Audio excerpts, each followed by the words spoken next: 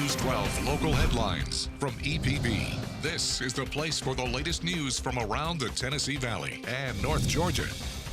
Hello, here's what's making headlines right now. Protesters gathered at Miller Park in downtown Chattanooga this afternoon in response to the ongoing conflict involving Venezuela and the United States. News 12's Robert Hanley was there and has our story. The gathering focused on international developments following recent actions involving Venezuela's government and the United States, which have drawn attention worldwide. We caught up with someone against Trump's decision on what his opinion is on Venezuelans in America who support the action taken by the Trump administration. I don't believe Maduro is a dictator, but if I can see that and I say, okay, sure, he's a dictator, point blank, how can we in the imperial core judge a country who's been under an illegal blockade for 60 years on their actions? They can't be free or fight for their interests as long as we are actively killing their leaders, bombing their nations. How can we put judgment on a country under our boot? People at the park held signs and shared their views on U.S. involvement overseas.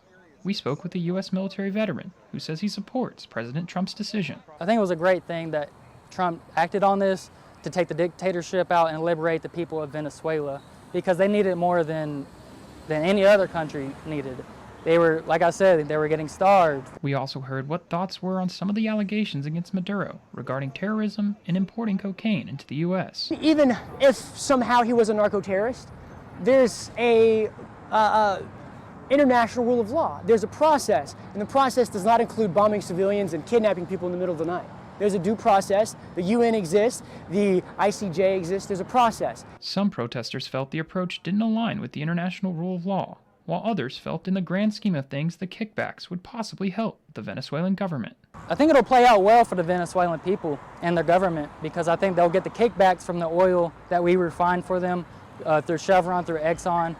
I think they'll get great kickbacks if our current administration lives up to their words. The demonstration remained peaceful, with participants using the public space to voice opinions on foreign policy and global affairs. But I do believe the people will not let this go, the Venezuelan people specifically. We are walking into a Vietnam II. As the situation in Venezuela continues to develop, in Chattanooga, protests like this reflect how international events can resonate locally.